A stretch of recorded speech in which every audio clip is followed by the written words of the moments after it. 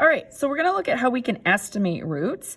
So for example, if we want to know the square root of 5, of course our calculator can tell us the answer and we can certainly check that afterwards.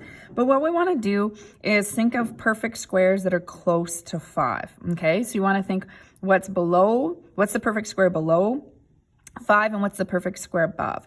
So I know that this is close to the square root of 4. So the square root of 4 is 2, okay? The next perfect square would be 9. So square root of 9 is 3. Now, of course, 5 is very close to 4 compared to 9. So I know that this has got to be a little bit more than 2. Now, 9's not that far away, so I don't know if it's 2.1 or 2.2. I feel like it might be closer to 2.2, knowing that you can't quite just go midway through, but, 9 isn't too far away from 4. All right, let's see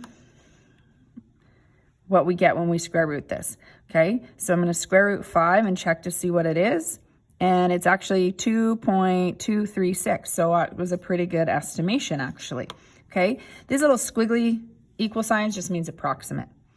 Okay, let's try square root of 30. If you want to estimate it on your own, then just pause the video and then you can watch it after. All right, so square root of 30, I know that what are my perfect squares that are near that. So square root of 25 would be the one that's below. So square root of 25 is 5. Then the next perfect square would be square root of 36 is 6. So 30 is very close to the middle of that, almost right in the middle. So I'm going to estimate this to be between 5 and 6 at 5.5. All right, so let's see how close I am with that. Square root of 30,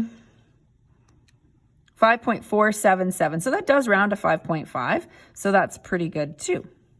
All right, with the cube roots, you need to look at perfect cubes. So the smallest perfect cube other than 1 is the cube root of 8, which is equal to 2. The next perfect cube would be the cube root of 27, which is equal to 3. All right, you do have to know your perfect cubes. That'll take some time and practice. You can always sort of think backwards. 2 cubed is 8, 3 cubed is 27 to find each one of them. So 15 falls between there. It's pretty much right in the middle or fairly close to the middle of that as well. So I'm going to estimate 2.5. And we'll see where we're at with that one.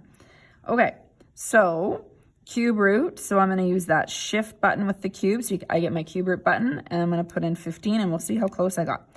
2.466. So yeah, that rounds to 5. If you put 2.4, that I would say that's a very good estimation as well.